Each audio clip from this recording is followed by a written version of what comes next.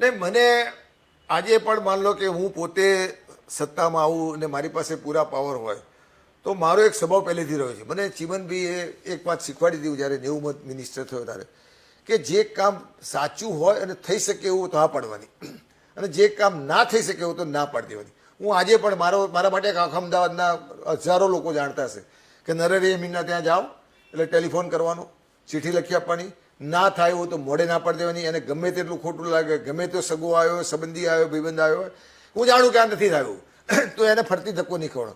આજની તારીખમાં દુઃખ થાય છે કે રાજ્ય સરકારમાં, મારી સરકાર ભાજપમાં બી આજે એવા મિનિસ્ટરો છે કે હા ભાઈ લાવો તરી જાય, હા વાંચી ઘાત થઈ જશે, અઠવાડિયા 15 દાડા તારું કામ થઈ જાય, 15 દાડા ભાઈ પેલો ફરતી આવે કે તારું કામ નથી થયું, ચાલ હું કહું છું, ત્રીજી વખત ધક્કો ખાય, ચોથી. પછી પેલો માણસ જ્યારે ના થાય ને ત્યારે બહાર જઈને ગાર ભાડીને નીકળતો હોય, અફસોસ કરતો હોય, નિશાકા લેતો હોય. ત્યારે હું જાહેર જીવનમાં એવું શીખેલું છું કે જે કામ ના થાય એ એટ એ ટાઈમ ના પાડી દેવી, અને ગમે તેટલું દુઃખ લાગે, ગમે તેવું મારા માટે બોલો જ બોલે, જે કામ થાય એવું હોય એટ એ ટાઈમ અધિકારીને કડક ભાષામાં કહેવાનું, અધિકારીને કહેવાનું, સરકારમાં કહેવાનું, સરકારમાં કહેવાનું, અને એ કામ કરવું જોઈએ. આજે પણ એ સ્ટાઇલ છે, પણ એ સ્ટાઇલ આજે મને કહેવામાં જરાય સંકોચ નથી થતો.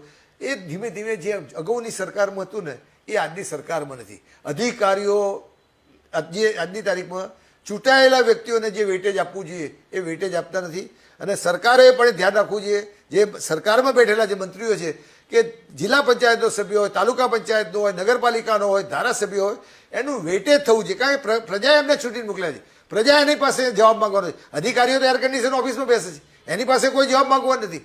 ત્યારે રાજ્ય સરકારે, હું ભારતીય જનતા પાર્ટીની સરકાર માટે પણ કહેવા માંગુ છું કે આ એક ઉણપ છે આપણી, કે ચૂંટાયેલા વ્યક્તિઓનું વેટેજ વધવું જોઈએ, અધિકારીઓનું વેટેજ ઘટવું જોઈએ. સાચી વાત હોય તો અધિકારીઓએ કરવું જોઈએ, અને ના કરે તે અધિકારીઓને પૂરેપૂરી સજા કરવી જોઈએ, બદલી કરવી જોઈએ, અને જરૂર પડે તો સસ્પેન્ડ કરી દેવા જોઈએ.